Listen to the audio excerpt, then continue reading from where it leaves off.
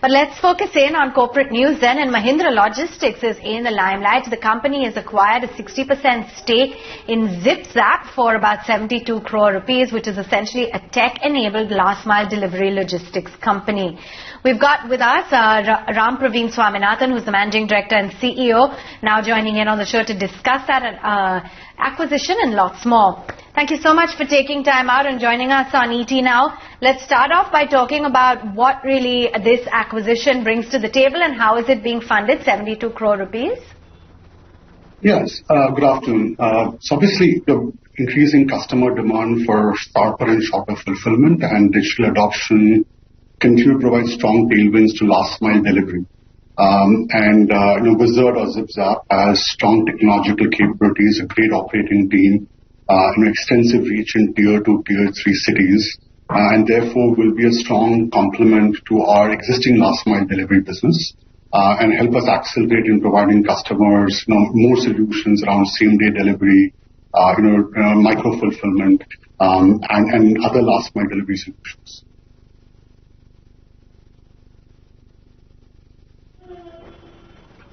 Okay, fair enough. I wanted to, deviate from that and talk a little bit about the company's financials as well, because you have witnessed a bit of margin pressure in the third quarter. Are there any levers in place in order to mitigate that pressure, and will things now start easing out? Yeah, so Q3 was a pretty strong quarter from a revenue perspective, as our non-auto businesses grew by 24%, and our solutions businesses actually grew by mid-30s.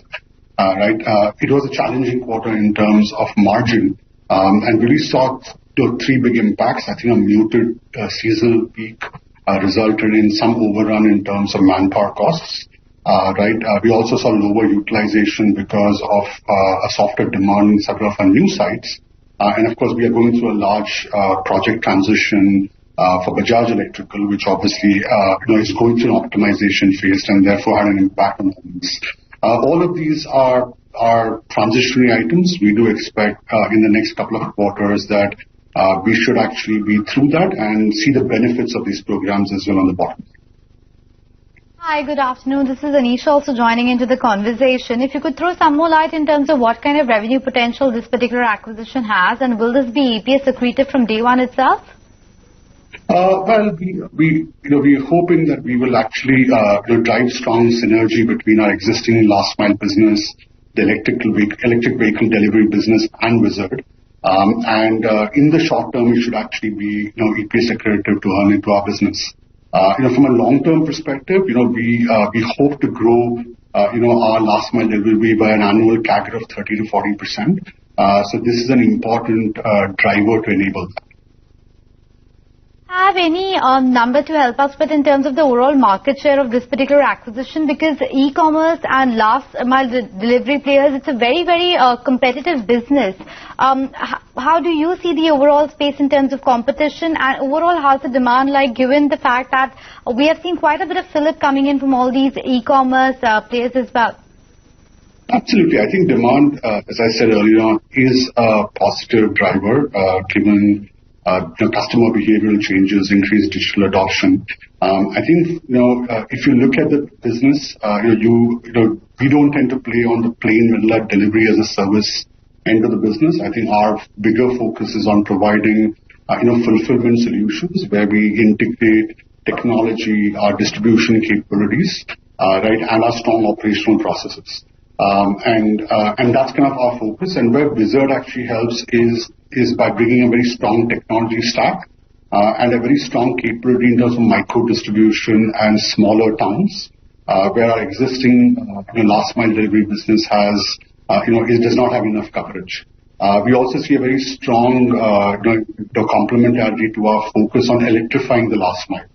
EDEL, our last mile electric vehicle services business, is India's largest pan-India player in that space, and with the Whizzard acquisition, we hope to accelerate that journey even faster.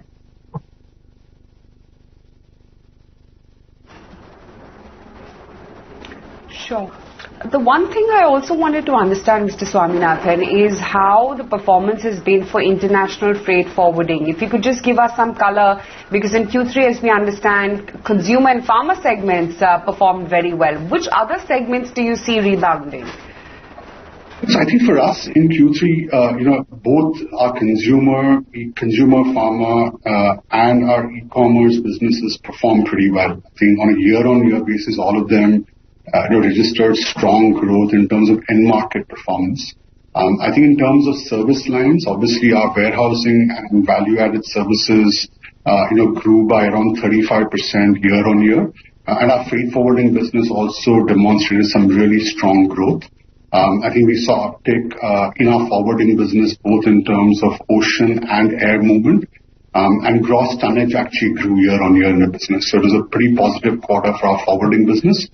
We remain pretty long on the long-term growth potential around forwarding.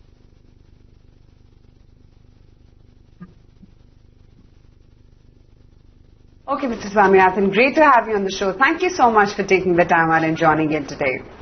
Thank you.